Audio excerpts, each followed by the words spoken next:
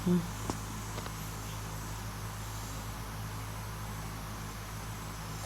എല്ലാവർക്കും നമസ്കാരം കേട്ടോ. രാത്രിയിലത്തെ ഒരു അടുക്കളയാണിത്.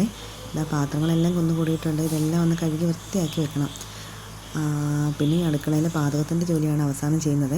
അതിൻ്റെ ചാരമൊക്കെ വാരി തുടച്ച് വൃത്തിയാക്കി കഴിഞ്ഞ് കഴിഞ്ഞാൽ അതിൻ്റെ കാര്യം അതായി. രാവിലെ എഴുന്നേറ്റ് വരുമ്പോൾ നമ്മുടെ തലയ്ക്ക് ഒരു വെളിവ് കിട്ടുകയെ. അല്ലെങ്കിൽ പിന്നെ ഈ ജോലി എല്ലാം കൂടെ കണ്ട് നമുക്ക് വെളിവില്ലാതെ കുറേ അരമണിക്കൂർ അങ്ങനെ അങ്ങ് പോകും. പിന്നെ സാധനങ്ങളൊക്കെ തീർന്നായിരുന്നു. എനിക്കും പോകാൻ പറ്റിയില്ല. അച്ഛനാണേലും പോയില്ല. എന്തായാലും ഹസ്ബൻഡിനോട് പറയാതെ തന്നെ പുള്ളി മീനൊക്കെ കൊണ്ടുവന്നിട്ടുണ്ട് കേട്ടോ.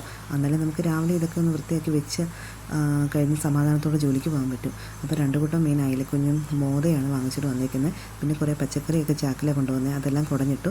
ഇനി ഇതെല്ലാം വേർപെടുത്ത് മാറ്റുകയാണ്. ഏത്തപ്പഴമൊക്കെ കൊട്ടയ്ക്കകത്തിട്ട് വെച്ചു. പച്ചക്കറിയൊക്കെ കഴുകി അതാത് ജാറിലൊക്കെ ഇട്ട് വെച്ചിട്ടുണ്ട്. അപ്പോൾ ഇങ്ങനെയൊക്കെ ഒന്ന് രാത്രി തന്നെ ഒതുക്കി വെക്കുകയും നമ്മുടെ കൂടെ ഒന്ന് അടുക്കളയിലൊക്കെ ഒരാൾ കയറി വന്നു കഴിയുമ്പോൾ ഒരു സമാധാനമാണ് കേട്ടോ. നമ്മുടെ ക്ഷീണവും ജോലിയുടെയൊക്കെ ഒരു അതൊക്കെ അങ്ങ് മാറിക്കിട്ടും. പിന്നെയും പാത്രങ്ങളൊക്കെ ഇങ്ങനെ വന്നുകൊണ്ടിരിക്കുകയാണ്. ഇതൊക്കെ ഇങ്ങനെ കഴുകി വെക്കും. അതൊക്കെ ഒന്ന് വെച്ച് കഴിഞ്ഞാൽ അതൊരു സുഖമാണ് കേട്ടോ. മറ്റുള്ളവർക്ക് വേണ്ടിയിട്ട് നമ്മളിങ്ങനെ ചെയ്യുമ്പോഴും നമ്മുടെ ക്ഷീണമൊക്കെ അങ്ങ് മാറും. ഒരാൾ വന്ന് നോക്കി നിന്നാലും മതിയല്ലോ. അതും ഒരു സഹായമാണ് കേട്ടോ. അപ്പോൾ ഇതാ പിന്നെ കുഞ്ഞിൻ്റെ പാത്രങ്ങളൊക്കെയാണ്, കുഞ്ഞിൻ്റെ കഞ്ഞി വെക്കുന്ന കുക്കറൊക്കെയാണ്. ഇതെല്ലാം കഴുകി വൃത്തിയാക്കി. ഇനി എൻ്റെ ഒരു കുളിയൊക്കെ കഴിഞ്ഞിട്ടുണ്ട് കേട്ടോ. ഞാൻ അതൊക്കെ ഒന്ന് കഴിഞ്ഞ് വന്നിട്ട് ഇതാണ് അത്താഴം കേട്ടോ. അപ്പോൾ കുഞ്ഞിൻ്റെ ഒരു ബോട്ടിലുണ്ട്, അത് ഉപ്പുവെള്ളത്തിലിട്ട് വെക്കും.